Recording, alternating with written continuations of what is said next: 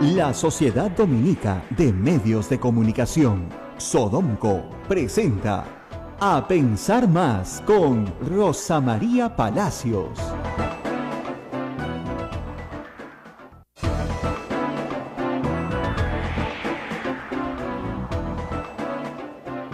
Hola amigos, bienvenidos a Pensar Más con Rosa María Palacios a través de las emisoras de Sodomco. Estamos en conexión con Radio Santo Domingo en Chimbote, Radio San Martín en Arequipa, Radio Veritas en el Cusco, Radio Cepagua, Ucayali, Radio Quillabamba, La Convención, Radio Madre de Dios en Puerto Maldonado y nuestra anfitriona, Radio Santa Rosa en Lima. Rosa María Palacios, muy buenos días. Muy buenos días amigos de todo el Perú, estamos aquí en cabina prestada, hemos tenido un problema técnico con la cabina principal que se está resolviendo en este momento, así que nos hemos venido a la cabina del costado. Si nos están siguiendo por Facebook Live, nos van a ver en una cabina chiquita y dicen, ¿qué está pasando ahí? Bueno, hemos tenido acá un problema que esperamos se resuelva. Ya están los ingenieros. Y ya están los ingenieros trabajando, así que esto se va a resolver muy rápidamente. Bueno, lo que no se va a resolver rápidamente, porque vamos a tener una novela hasta abril, es una novela larga, de varios capítulos, dura lo que queda de febrero, todo marzo y abril, y parte de abril es la novela La Cumbre de las Américas. Es como cumbres borrascosas, pero, ¿no? ¿De qué se trata todo esto? A ver, vamos a ir por partes para que el público tenga algunas cosas claras. A ver, lo primero es lo primero. La Constitución establece en el Perú que es el presidente de la República el que dirige la política exterior. La política exterior del Perú no la dirige la oposición, no la dirige el Congreso, no la dirige el Poder Judicial, la dirige el presidente de la República. Y eso pasa en casi todos los países del mundo. Normalmente las cancillerías, ¿no es cierto?, que dependen del Ejecutivo, del presidente de la República, dirigen la política exterior. Entonces, es el presidente el que tiene las decisiones en política exterior. Internamente hay otras discusiones, pero la política exterior la dirige el presidente de la República. Obviamente el Congreso ratifica los tratados, pero este no es el caso. Entonces, dentro de la OEA, que es la Organización de Estados Americanos, se celebra cada cierto tiempo, cuando toca, ¿no es cierto?, una cumbre de todos los países de la OEA. No es la Asamblea General de la OEA donde van los cancilleres, sino es la cumbre porque van los presidentes. No se hace todos los años, no se hace todo el tiempo, se hace, esta es la séptima creo, se hace cuando corresponde hacerlo, ¿no? O cuando los países pactan hacerlo. Esta estaba planificada para abril, es una reunión de presidentes, no es la Asamblea General de la OEA, que es una reunión de cancilleres. Muy bien. Entonces, ¿qué pasa en la OEA? La OEA tiene más de 30 y tantos países. Muy bien. Cada vez que en la OEA se ha querido votar a nivel de Asamblea General o de cumbre alguna disposición, preocupación, aplicar la Carta Democrática, etcétera, sobre la cuestión de Venezuela, que es una cuestión compleja, nunca ha prosperado. ¿Por qué? Porque Maduro controla los países del Caribe y los controla con petróleo. Y cada país del Caribe, por más pequeño que sea, tiene un voto. Así o sea, es. no es el tamaño del país lo que determina el número de votos que tienes en la OEA, sino tu capacidad de ser Estado, ¿no es cierto? Entonces, no sé, Jamaica, ¿no es cierto?, tiene el mismo peso que Argentina, ¿no? Entonces ustedes dirán, bueno, no sé, pero es igual. Para efectos de la OEA es lo mismo. Entonces, ¿qué es lo que sucede? Desde Canadá, ¿no es cierto?, desde arriba hasta Tierra del Fuego abajo, toda América está representada. Entonces, las posiciones antichavistas no han sido mayoritarias en la OEA. Nos guste o no nos guste, no lo han sido. Hay la gran mayoría de países que deciden declararse neutral en estas cuestiones, otros que son manifiestamente entusiastas del chavismo, como lo fue en su momento Ecuador, ya no, o como lo es Bolivia el día de hoy, o como lo fue evidentemente Argentina de los Kirchner, y ahora la situación ha cambiado, y hay la mayoría de países que prefieren mantenerse neutrales, es decir, no es mi asunto, no me meto. La Carta Democrática se aprobó en 2001 en Lima también. Es un instrumento promovido por la Cancillería de Lima, muy nuevo, y que no ha tenido todavía aplicación alguna 18 años después, entonces 17 años después. Muy bien. Entonces, ¿qué es lo que sucede? Las cumbres se celebran, ¿no es cierto?, en rotación. O sea, a un país le toca una vez, a otro al siguiente, dependiendo de sus capacidades, posición, etcétera. Muy bien. A Lima le toca ser el anfitrión de la cumbre. Así es. Ya. Dueños de casa. Exactamente. Es el dueño de casa, pero no es el dueño de la fiesta. ¿Ok? Ese es el tema. Entonces, nos estamos comportando o haciéndole creer a los peruanos que el Perú es el dueño de la fiesta. ¿Y qué sucede? Durante mucho tiempo, de estos 30 y tantos países que no podían llegar a una resolución sobre el tema de Venezuela, comenzó a formarse un grupo de países que decían, bueno, si no podemos conseguir nada, ¿no?, en la Asamblea General de la OEA, la podemos conseguir por cuenta nuestra. Y se forma el Grupo de Lima. El Grupo de Lima son 12 países americanos, es decir, un tercio de la OEA, ¿no es cierto?, que tiene una posición mucho más crítica hacia el chavismo y hacia Maduro. ¿Ok? ¿Esos 12 países conforman el total de la Cumbre de las Américas? No, son un tercio. Y esos 12 países no le pueden imponer al total de la OEA que haga esto o lo otro. ¿Ok? Es así de claro, nos guste o no nos guste. A mí no me gusta Chávez y menos Maduro, los dos, el difunto y el vivo, me parecen lo peor que le ha pasado a la pobre Venezuela, pero al margen de eso hay que decirlo con claridad. Es una fiesta a la que el señor Maduro sí había sido invitado. Lo invitaron en noviembre y no lo invitaron porque sea buena gente o sea pata de PPK, lo invitaron porque es el presidente de Venezuela, nos guste o no nos guste, dictador, para mí es un autócrata clarísimo, pero dictador ya lo han invitado. Muy bien. Se reúnen los 12 países en Lima para discutir esto, promovido por Almagro, el embajador, digamos, el secretario general de la OEA, Luis Almagro, está jugando esto de manera muy personalizada, si se quiere. Entonces viene especialmente a Lima a respaldar el indulto de Fujimori, a cambio de que Kuczynski le respalde el tema de Maduro.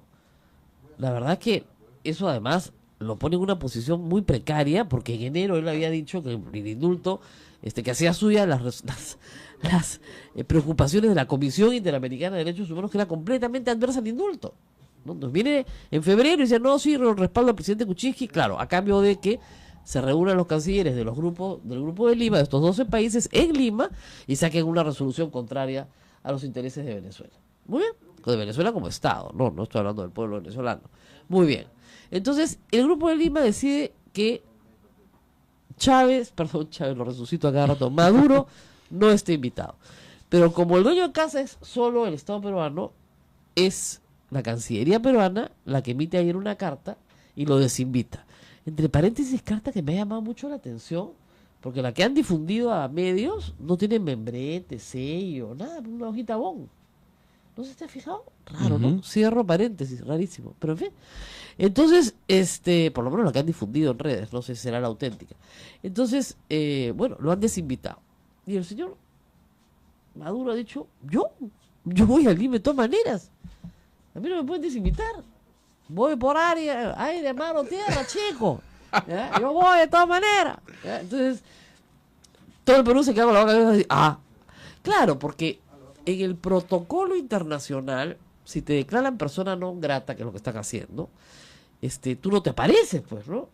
Pero no estás lidiando con un jefe de Estado normal, estás lidiando con un autócrata, con una persona que no tiene modales diplomáticos. ¿Qué cosa creían que les iba a contestar? ¿Sí, amito? Sí, de todas maneras, no te preocupes, papito, yo no voy a ir a verte. Ese hombre se va a venir de todas maneras y va a ser, al contrario, un escándalo. Le han dado la oportunidad política de ser una víctima de una minoría dentro de la OEA. ¿Y qué van a decir los otros 20 y tantos países? Oigan, sí, se les pasó la mano, ¿no? O sea, ¿por qué están desinvitando? Esta fiesta no es del señor Luis Almagro y del Grupo de Lima, pues, no es. Esta fiesta es de todos nosotros. Entonces, ¿por qué hacen esto? ¿Qué puede pasar? Que otros presidentes no vengan. Que terminamos en una cumbre de las Américas con 12 países. O 14, o 15, o solo la mitad de los países de América Latina. Es bien complicado lo que han hecho. América Latina, Estados Unidos y el Caribe y Canadá, ¿no? Todo esto. Entonces, no han pensado bien. Este programa se llama A Pensar Más. No lo han pensado bien. Es que, de verdad, hay que tener un poquito más de cautela en estas cosas, porque por querer atacar a tu enemigo, ¿no es cierto?, lo terminas convirtiendo en víctima y en héroe. Y eso es lo que han hecho con Maduro. Maduro se presenta hoy ante el mundo diciendo, perdón, yo quiero participar en la Y no me política dejan. internacional. No me dejan. Además, si tienen algo que discutir conmigo, lo digo yo, discutan cara a cara. ¿Me tienen miedo? Y la respuesta de la canciller ha dicho, no puede venir al Perú porque no queremos tenerlo acá. Bueno, resulta que desde el punto de vista ya meramente práctico, ¿qué van a hacer? ¿Bajarse el avión de Maduro? ¿No lo van a dejar aterrizar en el Perú? ¿Le van a poner 2 casas al costado? ¿Van a mandar la Fuerza Aérea para que no aterrice? Aterrice igual, pues. No le pondrán alfombra roja, no le van a recibirlo ningún ministro. Pero no necesita ningún documento para entrar al Perú. Y el señor, hoy por hoy, no es un perseguido por el sistema penal internacional. Porque si lo fuera, ahí sí, no sale de Venezuela ni muerto. Porque sería cosa muy distinta si este sujeto tuviera, no sé, una solicitud de captura internacional. ¿No es cierto? Pero no la tiene, pues. Entonces, eso es lo que yo digo. No es el caso, recuerden ustedes, de Pinochet llegando a Londres y que lo metieron preso. No va a ser el caso. Además es un presidente en ejercicio. ¿Nos gusta? No nos gusta. Nos parece espantoso. Todos los peruanos estamos hoy viviendo una crisis humanitaria en la puerta de nuestras casas. O sea, lo que le ha hecho a su pueblo es una cosa horrorosa. Pero si vas a combatir a un enemigo de ese tamaño, miren, estos no en vano están hace 20 años en el poder en Venezuela. O sea, esta es una dictadura que tiene una raíz popular. Este sujeto gana sus elecciones amañadas, pero las gana. O sea, todavía tiene una base de apoyo. Entonces, si te vas a enfrentar a un dictador desde fuera de ese tamaño, tienes que trabajar con un poquito más de estrategia. Ya, lo vas a aislar como al dictador de Corea del Norte. Puede ser, pero no lo van a aislar todos, pues en la OEA, está Así es. clarísimo. Entonces, esta es una telenovela que va a durar varios capítulos más. ¿Ya? En el hipotético caso, bueno, que venga, Ajá. ¿no? No viene en un avión de Estado venezolano, sino viene en un avión comercial. Entra nomás. Entra nomás. No lo pueden detener ¿Qué delito ha cometido? por su seguridad. Esa es otra cosa. Porque- ¿Cómo él evalúe, digamos, el recibimiento de los venezolanos no- en el Perú? Mira, que ni se aparezca, pues, porque lo agarran a tomatazos, huevos podridos, le van a tirar de todo. Pero de alguna forma el gobierno no tiene que proteger la seguridad del señor Maduro. No viene como jefe de Estado porque no lo reciben así, pero mira, es que llega al país No, es que y no le pueden decir si viene a la Cumbre de las Américas, solo viene como jefe de Estado. No puede venir en otra calidad. Él no tiene la calidad de un particular, él viene como jefe de Estado, porque viene a la Cumbre de las Américas. Ujú. Entonces, tú no puedes decirle a un jefe de Estado, ya te va a recibir tu gente, ¿ah? O sea, los venezolanos que están en Lima pidiendo trabajo. Lo matan, pues, ¿no? Por eso.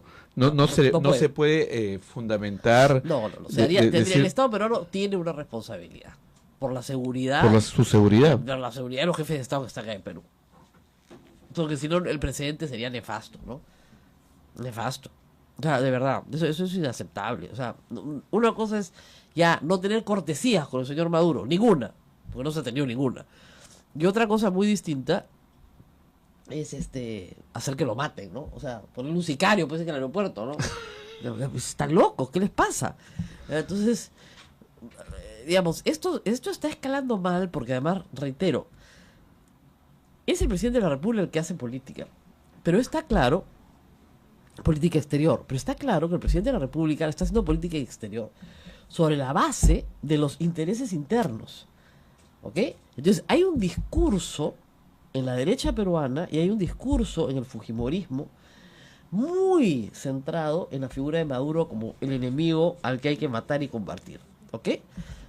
Esto se profundizó más en el Perú en tiempos de Humala, al que se identificaba con Chávez. Entonces, con el propósito de liquidar a la izquierda, que es la que está presentando la moción de vacancia contra el presidente Pedro Pablo Kuczynski, e identificarla con Maduro, ¿no es cierto? Se está haciendo mala política exterior. O sea, por servir un interés interno, que es el de hacer que el pueblo identifique a la izquierda con todos los males de este mundo, reitero que se está haciendo muy mala política exterior. Así no se hace política exterior. Entonces, y obviamente la izquierda, por supuesto, pisa el palito y dicen que no venga Trump, No, ay, Dios mío. Ya, entonces, es una cosa.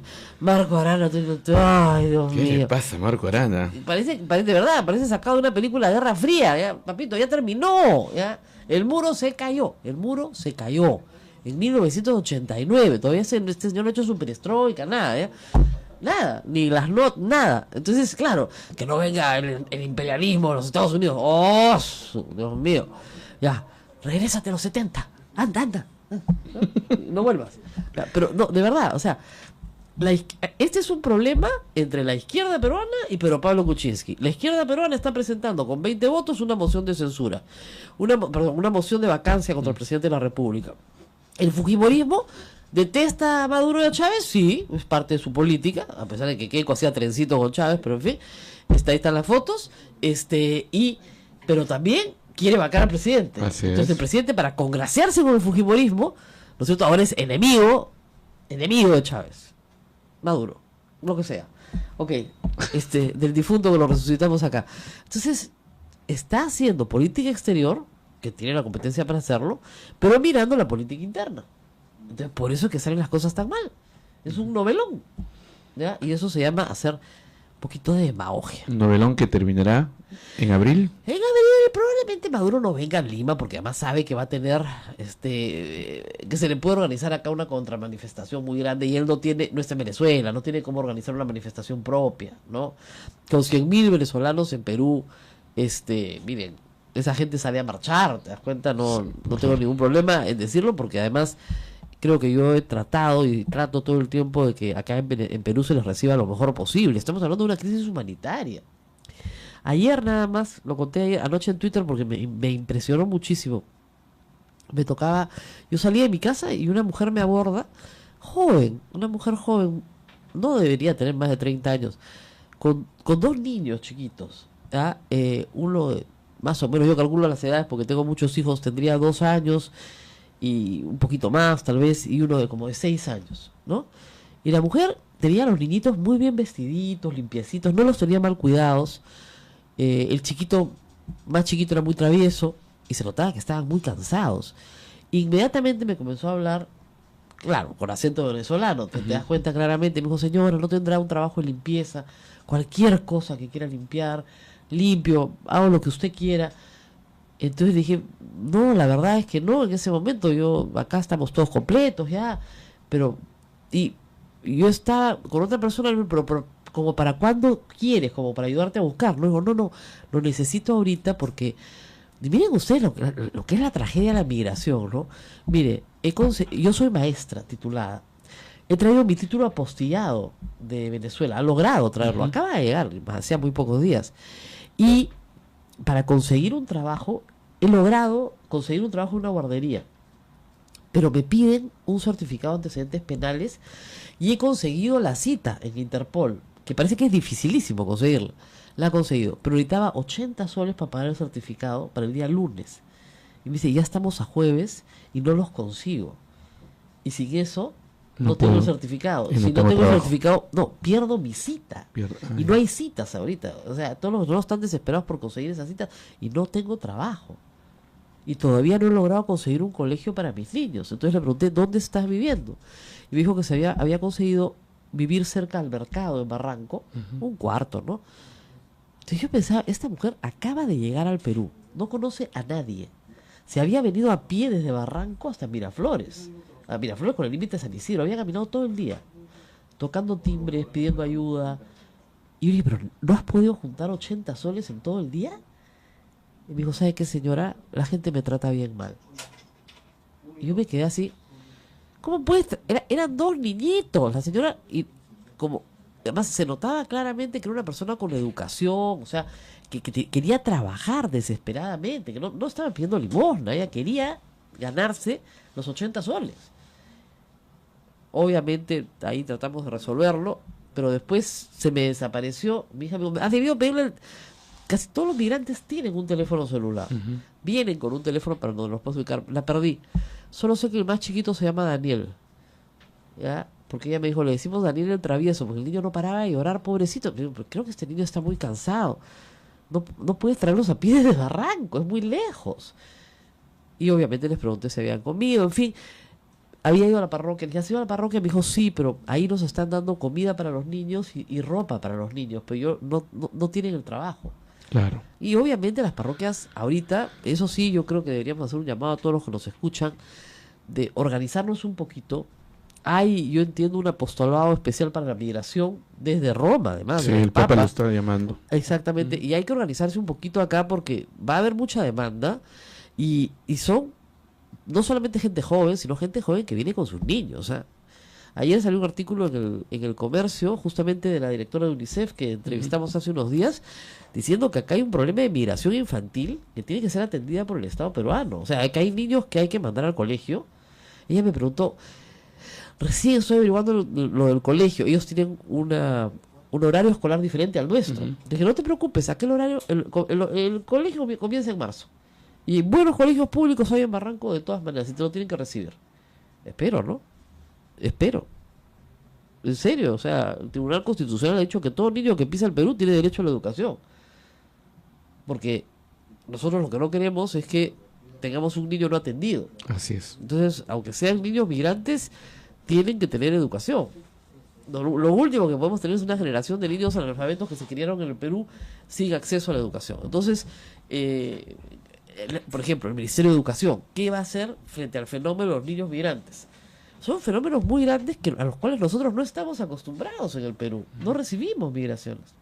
8:22, nos tenemos que ir a la pausa. Sí, ya está nuestra invitada, justamente, pues una pregunta pendiente también, creo, ¿no? O sea, porque ellos son las defensora adjunta para la niñez y la adolescencia, ¿no? Y Así como hay tantos niños venezolanos migrantes. Vamos a ver qué se está haciendo con ellos, pero ella venía sobre todo para hablar del tema, obviamente, de violencia sexual y física contra niños y niñas en el Perú, y también para hablar un poquito, creo yo, de la situación de, digamos, lo que ha sucedido en Trujillo anteayer, ¿no?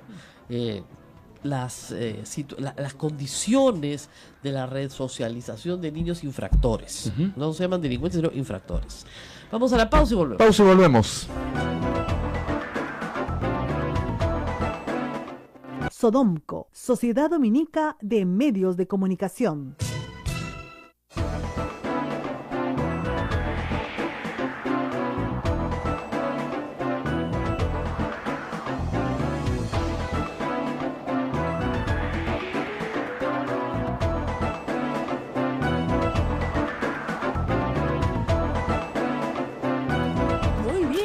Estamos nuevamente con ustedes y está con nosotros Matilde Cobeña Vázquez, adjunta para la niñez y adolescencia de la Defensoría del Pueblo. Ella me decía en la pausa que lo que yo venía explicando sobre los niños migrantes, pues ya está en convenios internacionales los cuales el Perú es parte y que tiene la obligación de cumplir. Lo que pasa es que, claro, nunca nos hemos enfrentado al problema migratorio de la forma en la que nos estamos enfrentando de migración, digamos, internacional, receptores de migrantes, pero sí hay que organizarnos. Muchas gracias por estar con nosotros, doctora. Y cuéntenos, empecemos por ahí, cuéntenos un poquito cómo está haciendo la Defensoría para comenzar a organizarse en esta materia. Buenos días, Rosa María, gracias por la invitación. En el tema de migrantes, ya la Defensoría tiene una área especializada en el tema de migrantes que está a cargo de la Juntilla para los Derechos Humanos, ¿no? Así es. A través de diferentes quejas que se han ido recibiendo respecto a su situación, esta área la ha estado atendiendo. Pero en el caso de niñez migrante, efectivamente, a raíz de todo lo que está pasando en los últimos meses, la Defensoría del Pueblo también está pendiente. Desde la Juntilla para la Niñez hemos solicitado información a migraciones de cuántos niños, niñas y adolescentes están ingresando a nuestro país para poder garantizar sus derechos a la educación, por ejemplo, a la salud, a la alimentación. Hay que decirlo claramente. Tienen derecho a asistir a la escuela pública. Por supuesto, tienen derecho. Hay recomendaciones del Comité de los Derechos del Niño muy claras y muy precisas a todos los estados que han firmado la Convención sobre los Derechos del Niño, entre ellos el Estado peruano, para que atiendan y puedan ejercer sus derechos cuando salen de su país y van a otro, ¿no? Así es. Entonces, estos niños a veces no salen con su documentación completa, salen solo con una cédula de identidad, por ejemplo, del país de origen. No tienen pasaporte porque pasaron, digamos, de la frontera de Colombia a la frontera con Ecuador y la frontera de Perú solo con la cédula. y de repente no los quieren recibir en un colegio porque no tienen partida de nacimiento y es imposible conseguirla. Claro. ¿Qué se puede hacer ahí, Ahí digamos, para trabajar ya con el Ministerio de Educación? El Ministerio de Educación tiene que organizarse y darles directivas precisas. Ellos desde el año anterior o incluso de los primeros días del año están sacando todas sus directivas y ahí tienen que estar contempladas, ¿no? Estas situaciones. Por ejemplo, ¿qué pasa si un niño no viene con toda la documentación? Así Porque es. es muy probable que no venga con la Así documentación, es. certificado de estudios, partida de nacimiento. Hay que recibirlos. Hay experiencias de otros colegios en donde se han ido recibiendo ya a niños migrantes y este año la afluencia va a ser mucho mayor. Por lo tanto, la Defensoría, si tuviéramos una queja de este tipo, de que no los están recibiendo a estos niños, nosotros vamos a atender esa queja y vamos a hacer las coordinaciones necesarias. Pero es bueno que sepan en la, digamos, en la comunidad de migración venezolana que pueden ir a la Defensoría si no reciben a sus niños en la escuela pública. Lo digo porque ya empiezan las matrículas. Yo hablaba ayer con esta señora que era maestra y me dijo, estoy buscando colegio para mis niños. Le dije, tus niños tienen derecho a ir al colegio, o sea que, y en Barranco hay buenos colegios públicos, así que puedes encontrar uno cerca a tu casa, porque si no los mandaba al colegio, ella no podía trabajar. Exacto. Entonces, es un problema muy muy complejo. Y además, ¿sabes qué? Que yo miraba qué gente tan valiente, ¿no? Porque venirse con 2 niños de esa edad, sin plata, sola, a un país que no es tu país, bajo el riesgo de, digamos, de que los 4 centavos que tienes se te vayan y no tengas que comer. O sea, tienes que estarte muriendo en tu país para hacer una cosa así. ¡Qué bárbaro! Eso es una decisión muy difícil, ¿no? Muy Y no hay que difícil. apoyarla por pena, sino porque hay que apoyarla porque realmente todas las personas tenemos derechos. Oye, no solamente eso, porque hay 3 millones de peruanos afuera que también la pasaron pésimo. Y nosotros no quis- y todo el mundo tiene acá, yo acá hice una encuesta, todo el mundo acá tiene un pariente fuera del Perú. Entonces nosotros somos unos grandes exportadores de personas. ¿Ya? Acá, lo que más hemos exportado en Perú es inteligencia, capacidades. Entonces, todos tenemos a alguien que vive afuera, no quisiéramos que a nuestros parientes los traten mal, ¿no? Bueno, igualito pues. Entonces acá hay que tratar bien. Lo que me llamó la atención es que esta señora me dijo que la habían tratado muy mal. Y claro, había que ver la pinta de la señora.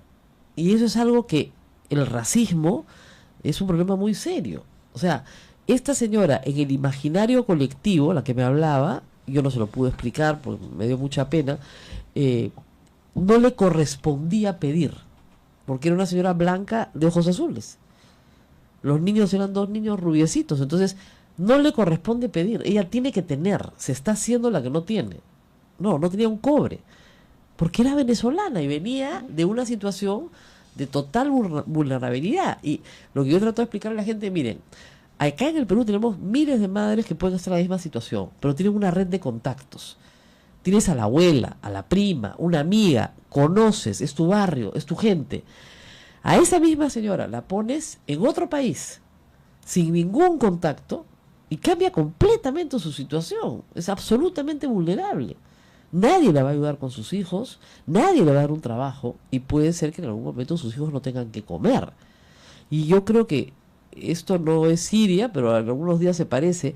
Hay que comenzar a discutir programas de vacunación para los niños, Sí, claro. Programas de salud para los niños, o sea, campaña de salud para niños migrantes, por favor, igual, porque no sabemos si llegan con las vacunas completas, en fin, hay Sí. temas de salud que tratar, desde ahí que se puede El hacer. Estado se tiene que organizar a nivel intersectorial, o sea, todos los sectores del Estado involucrados en la atención de los migrantes, especialmente de la niñez y adolescencia, y también se tiene que organizar a nivel intergubernamental, todos los gobiernos, o sea, gobierno central, regional y local, porque Claro. probablemente haya muchos migrantes que están llegando no necesariamente a Lima, que es donde pueden encontrar todas las posibilidades, En de otras acuerdo a lo que ciudades. escuchan, sino en otras ciudades mucho más pequeñas, y será el gobierno local el que tenga que enfrentar estas situaciones, ¿no? Entonces urge una organización pronta, ¿no? Respecto a la atención de la migración, pero sobre todo respecto a la atención del ejercicio de sus derechos, ¿no? Además- De los derechos básicos. Además hay varios estatus, por si acaso, ¿no? Hay niños que están entrando como refugiados,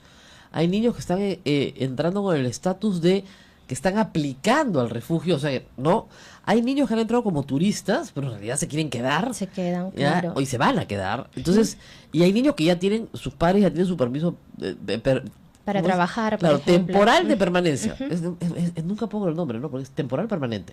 Temporal de permanencia. ¿Ya? Pero en fin. Bueno, Ahora, nosotros la habíamos invitado también para hablar de otro problema grave para la niñez peruana que estamos atravesando en estos días, que es el tema de la violencia sexual. Las cifras son espantosas, pero como hemos dicho siempre en el programa, yo no creo que hoy haya más violadores sexuales que ayer. Lo que sucede es que hoy se denuncia más, que es muy bueno porque hace que el problema sea visible. Tú no puedes atacar un problema invisible. Entonces, al visibilizarlo, claro, vamos a tener una sorpresa tal vez con los números, pero al mismo tiempo nos permite atacar.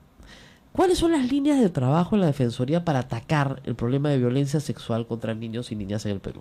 En la Defensoría del Pueblo nosotros tenemos implementado desde el año pasado un sistema de intervención defensorial para atender los casos de violencia sexual contra la niñez y adolescencia. Siempre los hemos atendido, claro, pero hemos mejorado este sistema, ¿no? Lo hemos implementado para que la atención sea mucho más rápida y a raíz también de las distintas situaciones de violencia que estamos recibiendo como quejas, ¿no? Y además porque no solamente encontramos, por ejemplo, que el violador es el padre de familia. Hemos tenido quejas donde los violadores son personal de la policía, educadores, maestros, ¿no? Miembros del ejército. Entonces, o sea, yo creo que en el caso donde ustedes intervienen con más eficacia, creo yo, es cuando el perpetrador es una persona que trabaja para el Estado. Y como ustedes vigilan incluso al Estado en el cumplimiento de derechos humanos, yo sí creo que ahí la acción de la Defensoría podría ser pues rapidísima, es avisarle, oiga, Magisterio Nacional, tenemos la denuncia de que este maestro, ¿no es cierto?, está haciendo esto. Pero incluso cuando el padre es el agresor, porque lo que nosotros garantizamos es que todo el sistema de justicia pueda funcionar debidamente desde que se inicia la denuncia. A través del sistema de intervención defensorial que funciona y tiene lineamientos para las 38 oficinas defensoriales, hemos recibido quejas, por ejemplo, que no se quiere recibir la denuncia, lo que ha pasado, ¿no? Que se demoran en la denuncia, que se demoran en pasar toda la investigación a la fiscalía, luego que hay demoras en la fiscalía, pocas cámaras GESEL, ¿no? Y las citas son de 3-4 meses, luego en el Poder Judicial las sentencias se demoran mucho. Entonces hay una serie de dilaciones que hacen que la población sienta que hay impunidad en este tipo de casos. No solamente, y creo que más dramático que en Lima, es en el interior del país. ¿Por qué? Porque la queja es, todos se conocen en una población más pequeña. Entonces los jueces no quieren resolver nunca en contra de los violadores, porque saben que las penas son muy graves. O sea, saben que estamos hablando de perpetua, de 25 años, etc. 35 años, exacto. Okay. Entonces, no quieren resolver contra los violadores. Entonces, las madres muchas veces quieren traer el caso a Lima y no las dejan traer el caso a Lima. Hay barreras legales, hay barreras culturales, ¿no? Porque además las infancias son distintas dependiendo de las regiones, pero a nivel nacional hay un gran problema, que es la concepción de infancia, de cómo yo veo a un niño. Muchos todavía vemos que los niños, o consideramos a los niños como objetos de derechos. Entonces, por lo tanto, les puedo pegar, los puedo maltratar y puedo llegar hasta violentarlos. Y eso no debe ser así. Los niños son sujetos de derechos y tienen derecho a un buen trato. Bueno, tienen derecho a la integridad. Hasta hace muy poco tiempo, el código del niño y adolescente decía que los papás podían corregir moderadamente a sus hijos, es decir, le podía pegar su palmazo. Y para abolir esa norma, costó Dios y su ayuda, porque el Congreso no quería abolirla. No, la Defensoría del Pueblo hizo mucha incidencia legislativa y las organizaciones de la sociedad civil también, ¿no? Y muchas entidades colaboraron para que se prohíba expresamente el castigo físico y humillante, que es una forma, ¿no? Es el origen de todas las demás formas de violencia. Así es. Y yo recuerdo que tenía programas no como este, felizmente, pero en Radio Capital o Exitosa en esa época, donde la gente llamaba a decir que estaba muy bien que le pegaran. Y en Twitter decía, ¿quién no ha recibido 2 palmazos pues en su vida, por favor? A mí mi madre me pegaba de vez en cuando y me hizo mucho bien.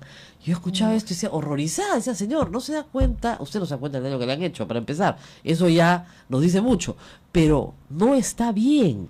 No es educativo, no mejora la relación del niño con nadie, ni con nada. Y al final de cuentas, lo que va a pasar es que cuando usted sea viejo, su hijo le va a pegar. Porque esa fue la forma en la que usted lo educó.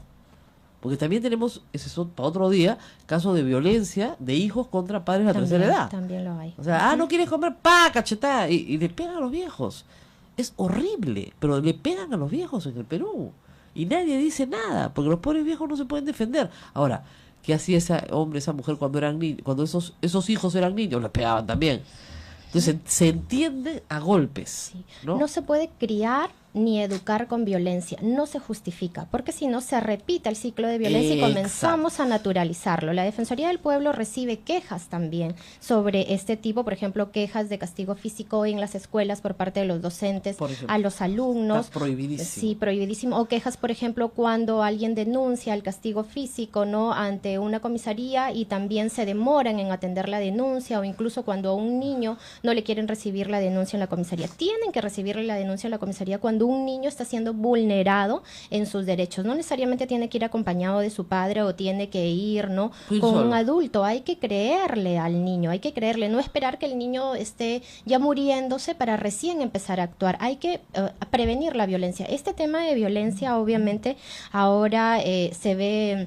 Es mucho más mediático, ¿no? A raíz de los últimos casos, todos están abordando este tema, pero no y todos además se enfocan en la persecución del delito. Claro. Y desde la Defensoría del Pueblo, más bien nuestra apuesta es para que también se trabaje en la prevención. No esperemos que se dé un hecho de violencia, sino que se prevenga. Por ejemplo, en los talleres de la comisaría hay que estar debidamente organizados con estos talleres, con el personal especializado en la atención del niño, porque no es fácil atender a un Bueno, ya han niño. prohibido que haya Exacto. talleres en las comisarías porque no es el espacio adecuado. Entonces, esta recomendación de la Defensoría del Pueblo fue debidamente acogida por el Ministerio del Interior y esperamos que en este proceso de reorganización, no, estos talleres que son buenos también para la Los comunidad, hagan en para la los niños, municipalidad, el local, pero se no. hagan en los espacios seguros. Y esto también ayuda a prevenir la violencia, porque también se les puede enseñar, ¿no?, a los niños que no deben tolerar la violencia, se les enseña también a los padres. Lo que es muy importante en la prevención de la violencia contra los niños es que se les brinden a los padres pautas de crianza positiva y el Estado tiene que trabajar en ello, ¿no? Sí, porque sí, los padres, no hay padres- escuela para padres. No, además, a los padres se les ha educado En términos violentos en términos también. violentos, Ajá, entonces no ajá. tienen otro manual que ese que les dieron de niños. Exactamente. Vamos a la pausa, me parece que ya recuperamos la cabina principal. Todavía no hemos recuperado la cabina principal. Pero claro, todos se han metido ahí porque ahí hay aire acondicionado, acá nos estamos zancochando. Muy bien, vamos a la pausa y volvemos. Sodomco, Sociedad Dominica de Medios de Comunicación.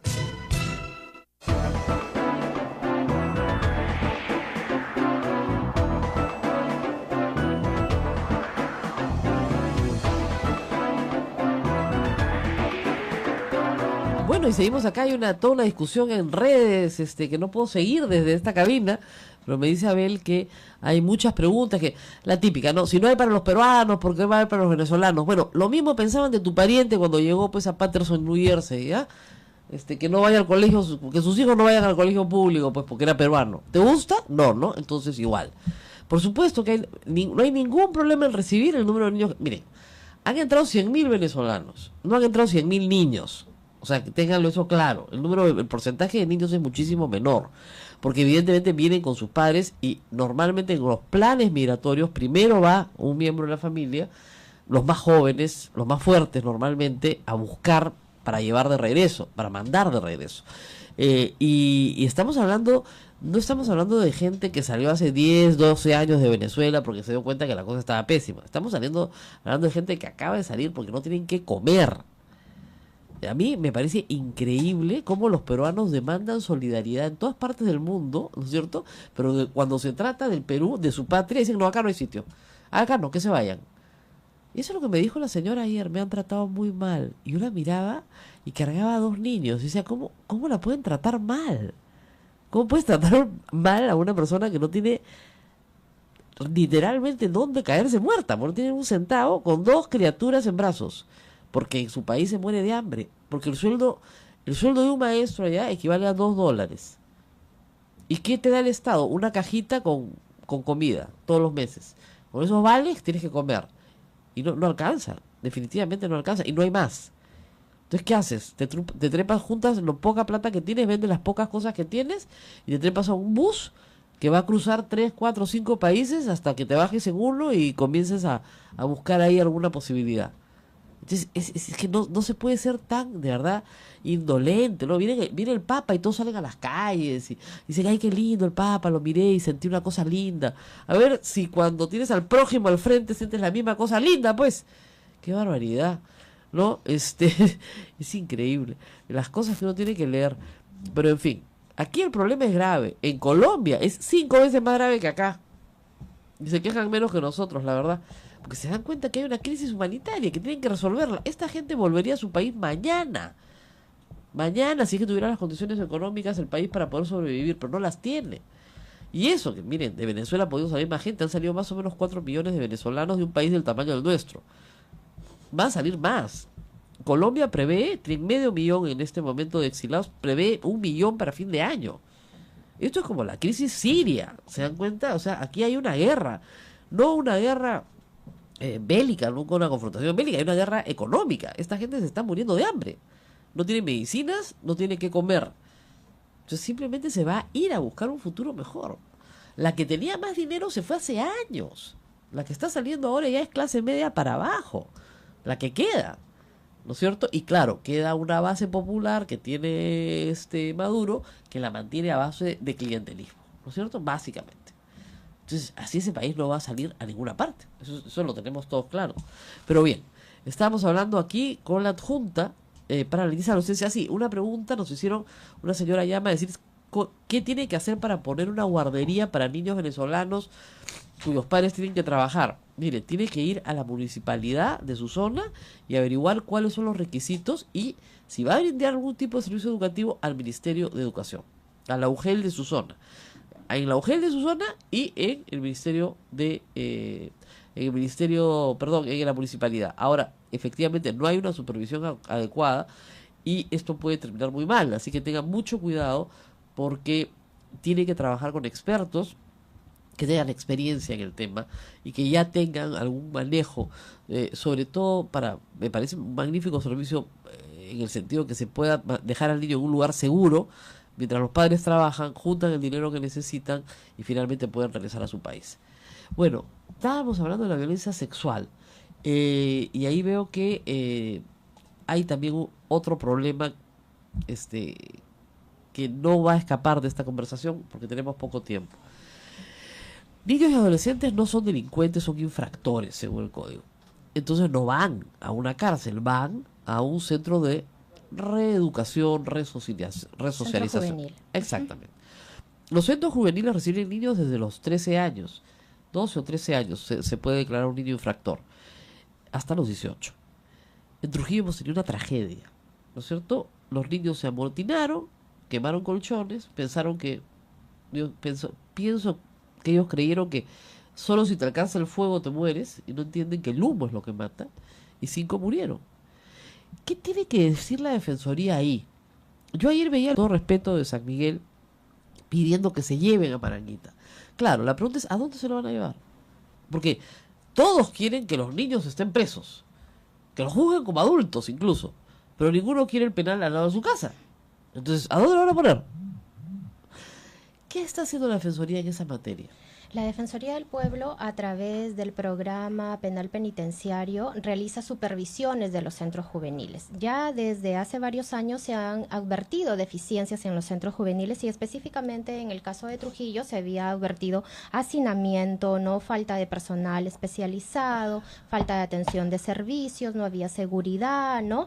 Una serie de deficiencias que además se repiten en otros centros juveniles y por eso a raíz de los últimos hechos... ¿Cuántos tenemos a nivel nacional? Aproximadamente 2.100 adolescentes en los centros juveniles. ¿Pero cuántos centros hay? Hay 8 centros, cuando la capacidad debería ser para 1.000 y algo. O sea, en 150% es que se ha superado el nivel de población que debería existir en los centros juveniles, ¿no? Entonces había una serie de deficiencias, había una serie de hechos que además ya iban advirtiendo que la situación era alarmante. Por eso la Defensoría del Pueblo ayer ha sacado una nota de prensa y estamos solicitando al Poder Judicial que se declaren emergencia todos los centros juveniles y se reorganicen, ¿no? Que se den los recursos efectivos para que la población que está en los centros juveniles, que si bien son adolescentes infractores, puedan recibir un trato acorde a su dignidad, un trato acorde a sus derechos y garantizarles especialmente su seguridad, integridad, alimentación, pero sobre todo que se garantice el proceso de rehabilitación de estos adolescentes infractores para que no se frustre su proyecto de vida, ¿no? Ahora, una de las cuestiones básicas en esto era la segregación, es decir, no mezclabas a un adolescente de 14 años con uno de 18, no o sea, un ladronzuelo, digamos, no lo juntabas con un homicida, aunque no se califican así porque no cometen delitos, vuelvo a insistir en el tema, sino infracciones. Entonces, ¿ese proceso se está logrando o están todos con todos? Al parecer todavía hay deficiencias también, hay mezcla de menores de edad con adultos, ¿no? También Claro. estamos solicitando que se pueda separar eso debidamente y que también para poder resocializar a una persona se tiene que tener un plan Claro. individualizado. O sea, por ejemplo, Cada persona necesita los una chicos- reeducación distinta. Claro, además, estos chicos tienen que terminar su secundaria. Se supone que en estos centros tienen acceso a la educación. Tiene, a la educación, Entonces, hay talleres, ¿no? exactamente. Talleres de formación que les permitan a ellos continuar su proyecto de vida y ya no volver, ¿no? A cometer más infracciones, sino que puedan salir y poder, ¿no? Trabajar, estudiar, si es que desean continuar con sus estudios y poder hacer su vida como cualquier otra persona.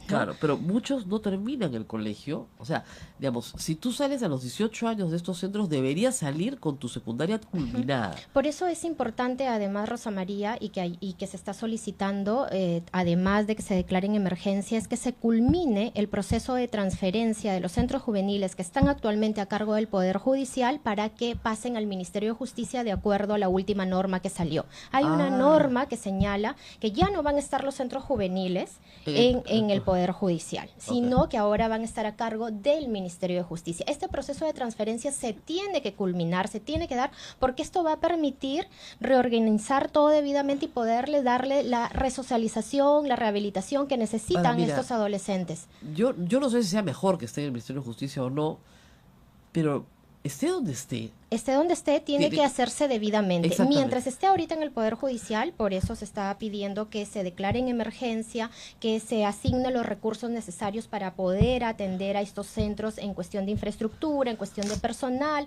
para que además exista seguridad. Mientras se esté dando el proceso de transferencia, no se puede perder Ahora, de vista la seguridad de estos centros. El problema de esto era que si lo pasas al Ministerio de Justicia, lo asocias inmediatamente al INPE. Y el INPE trata con adultos, trata No. con delincuentes adultos. El trato con menores de edad, de acuerdo a nuestro código, a nuestra ley, de repente a ustedes que me escuchan no les gusta, es un trato completamente distinto, diferenciado. La atención de los adolescentes infractores es distinta y forma parte de un sistema de reinserción de adolescente infractor que es muy distinto. Hay un nuevo código de responsabilidad penal juvenil que incluso necesita ser reglamentado, Claro. porque implica también otras medidas socioeducativas que permitan rehabilitar a este adolescente, Pero ¿no? miren todo lo que falta. Falta que pase al Ministerio de Justicia, falta que salga el reglamento. Y en medio de esto hay motines, etcétera. Me piden una pausa, será la última, porque hoy día terminamos temprano por la misa del Señor de la Justicia, pero regresamos, ojalá que Abel tenga algunas preguntitas del público para nuestra invitada. Volvemos. Sodomco, Sociedad Dominica de Medios de Comunicación. Bueno, efectivamente llegan muchas preguntas. Por supuesto, la gente ya empezó con que a los 16 años un sicario no puede ser considerado un infractor. Lo siento, señor. Eso es lo que dice la ley peruana. Menos de 18 años no va a ir al Urigancho. Punto. Tiene un programa de resocialización. Porque ese niño de 16 años que ha aprendido a matar, no nació, ¿no es cierto?, siendo sicario. Viene de una familia que le enseñó a ser sicario, viene de un entorno, de un ambiente, de un barrio, de una situación en la cual él ha tenido que aprender eso para poder sobrevivir. Entonces, lo que el Estado tiene que hacer es sacarlo de ese entorno, insertarlo en otro entorno y darle otras opciones de vida. Acá en el Perú no falta el que quiere aplicarle pena de muerte a menores de edad, o sea, ¿no? Y yo uso mucho el caso en clase, el de Iringallo, porque es un caso emblemático, pues, ¿no? O sea, el Código de Niños y Adolescentes dice claramente que los medios de comunicación no pueden identificar bajo ninguna circunstancia a un menor de edad víctima o victimario. Estamos prohibidos. Pero como la ley no tiene sanción al medio de comunicación, el día que te pongan una multa de 800 UITs, ahí veremos si cumplen o no. Como no tiene sanción, todo el mundo hace lo que le da la gana. Pero el caso de Gringallo fue el presidente de la República el que decía, pónchele la cara. El presidente de la República, creo que en esa época Ollantumala, pónchele la cara a este desgraciado. ¿Quiénes serán sus padres? Entonces, tú decías, claro, se engarzaba en el linchamiento popular, porque este hombre tenía un número, este niño en realidad tenía un número indeterminado de víctimas, ¿ya? Pero no respondía a la legalidad. Además, la prohibición de mostrar la identidad de un menor de edad víctima o infractor no solamente está en la legislación peruana, sino también en la legislación internacional, ¿no? La Convención sobre los Derechos del Niño claramente señala de que no se puede hacer esto. Pero además de una obligación legal, es una obligación ética de los medios de comunicación, porque dentro de los principios básicos, por ejemplo, que están en la Ley de Radiodifusión, se dice que hay que respetar los derechos de los niños, la intimidad personal, la identidad. Ahora, En el si no caso, se respeta el horario de protección al menor. incluso no solo en los menores de edad, incluso para las mayores de edad víctimas de determinadas situaciones, no es recomendable que se muestre su identidad, ¿no? Así Porque es. se revictimiza, No, además, se, porque hay se un derecho, estigmatiza. porque hay un derecho a la intimidad. ¿no? Entonces, la estigmatización, yo cuando hablo de este tema en clase les digo, miren, es como si tú cargaras un cartel Claro, todo el mundo vida, te identifica y nadie como la tiene derecho. violadita. Ah, exactamente. ¿no? Entonces, ¿por qué te van a identificar con ese cartel? Entonces, la Defensoría Si tú del eres Pueblo, mucho más que eso no te define como ser humano, ¿no? exactamente, la Defensoría del Pueblo desde el año 2012 tiene una línea de trabajo sobre niñez y medios de comunicación y además participa en un grupo de niñez y medios con otras entidades como UNICEF, Save the Children, ¿no? La propia Sociedad Nacional de Radio y Televisión. Pero ese tema hay que recordarlo No, todo y el se tiempo. firmó una declaración, Rosa María, una declaración de principios por casi todos los titulares de los medios de comunicación en la PCM y con la presencia de la relatora para la libertad de expresión, ¿Me donde puedes los medios de contar comunicación... ¿Qué pasó con esta jovencita de 16 años voleibolista? ¿No es cierto? Le sacaron el nombre, el apellido, la estatura, la talla, la foto. Lamentablemente se olvidaron de todas sus obligaciones Ahora, legales ahí hay y un problema, éticas. hay un problema ahí también, y hay que decirlo. Cuando los padres salen, ¿no es cierto? Y ellos son los que, digamos, entregan fotografías, entregan... Es que también hay que enseñarle Habla a a la los padres. ciudadanía, a los padres en general, de que hay que respetar la intimidad. Se entiende que en su desesperación de búsqueda de justicia se tenga que recurrir a diferentes instancias, entre ellos a los medios, para poder encontrar Claro, una solución. y lo que busca Pero el medio, no es la manera y adecuada. además les digo, yo siempre, cuando me escriben, yo quiero denunciar mi caso en los medios, fíjese, en los medios no van a conseguir la captura del delincuente. Para nada. Los medios no van a ordenar la detención del desgraciado. Lo tienen Pero que hacer las lo que entidades. quiere el medio es un melodrama para vender más, nada más. Entonces, si ustedes quieren entregarles un melodrama, ellos felices lo van a recibir. Pero no tienen ningún interés en que usted alcance justicia. Ese no es su interés. Entonces, vayan primero al Poder Judicial. Siempre que me escribe alguien sobre estos temas, vaya primero al Ministerio Público. Lo primero. Presente la denuncia. a la comisaría o al Ministerio Del Público y que público, se ahí se avance. empieza. Si no, y si estas entidades no cumplen con sus funciones, Ahí sí. pueden acudir a la Defensoría del Pueblo y presentar una queja por la inacción, por el incumplimiento de funciones de las entidades, ¿no? Así Se es. puede Y llamar... ahí se puede recurrir a los medios de comunicación, pero no sin hacer la denuncia. Y en segundo lugar, no esperen que la justicia sea de los medios de comunicación. Eso es una perversión. Claro, en un sistema hay que entender también a las personas, en un sistema tan desinstitucionalizado, donde la justicia tarda o la Sí. justicia es tan injusta. Mira, los medios de comunicación son actores claves para promocionar y proteger los derechos, Eso sí. pero no pueden suplir las funciones que hacen otras entidades, Sí, ¿no? somos la administración de justicia.